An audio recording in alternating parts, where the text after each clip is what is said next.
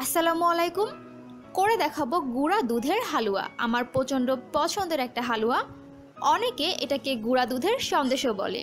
খেতে যেমন মজার, বানানো খুব সহজ। দেখে নেওয়া যাক প্রস্তুত প্রণালী। প্রথমে একটা বাটিতে নিচ্ছি কর্নফ্লাওয়ার আর নিচ্ছি তরল দুধ।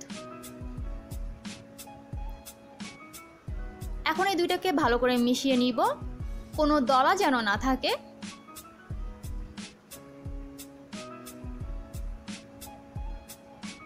হয়ে গিয়েছে, একটা সাইডে রেখে দিব। একটা প্যানে নিচ্ছি কাঠবাদাম আর কাজু বাদাম কুচি। এখন অল্প আঁচে হালকা বাদামি করে ভেজে নিব। এটা না ভেজেও ব্যবহার করা যাবে। এটা হয়ে গিয়েছে। এখন একটা প্যানে নিলাম বাটার আর নিচ্ছি তরল দুধ, দিয়ে দিচ্ছি চিনি। এখন এগুলোকে ভালো করে মিশিয়ে নিব আর চিনিটাকে গলিয়ে নিব। চিনি গলে গিয়েছে। এখন এর মধ্যে দিচ্ছি গুঁড়া দুধ। এখন এটাকে খুব ভালো মতো মিশিয়ে নিতে হবে, কোনো দলা যেন না থাকে।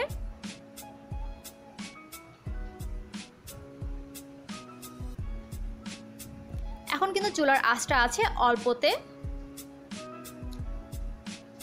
চুলার আঁচ বেশি জোরে দিলে এটা নিচে ধরে যাবে। এটা অনেকটা স্মুথ হয়ে আসছে। দিয়ে দিচ্ছি গুলে রাখা কর্নফ্লাওয়ার। এখন কিন্তু কোনোভাবে নাড়াটা বন্ধ করা যাবে না, নাড়া বন্ধ করলে কিন্তু পুড়ে যাবে। এখন দিচ্ছি কেওড়া জল। এটাকে ভালো মতো মিশিয়ে নিচ্ছি।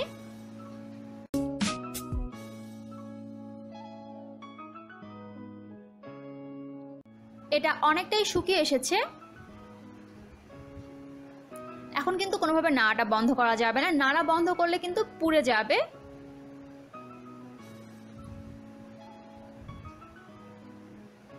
এটা এখন একেবারেই হয়ে গিয়েছে। এটা হয়েছে কিনা সেটা বোঝার উপায় হচ্ছে যখন আপনি এরকম সরাবেন তখন নিচে একেবারে ক্লিন বের হবে, কোনো লেগে থাকবে না। তার মানে হচ্ছে এটা একেবারে পারফেক্ট। এটা নামিয়ে প্লেটে নিয়ে নিচ্ছি। এখন একটা চামচের সাহায্যে এটাকে সমান করে নিচ্ছি। আপনারা যে কোনো ছুরি দিয়েও কাজটা করতে পারেন।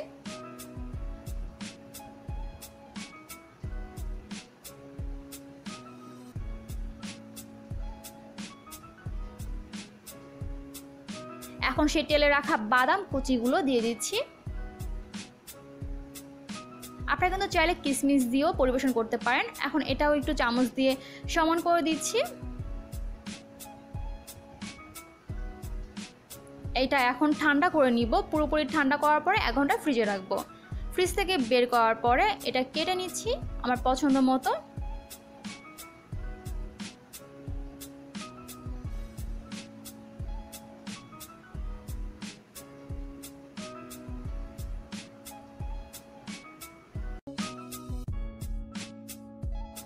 হয়ে গেল খুব সহজে গুঁড়া দুধের হালুয়া। আশা করছি ভালো লেগেছে। আর যদি ভালো লাগে তাহলে বাসায় অবশ্যই তৈরি করবেন আর আমাকে জানাবেন কেমন হয়েছে। আমার চ্যানেলটি সাবস্ক্রাইব করা না থাকলে অবশ্যই সাবস্ক্রাইব করবেন। আল্লাহ হাফেজ।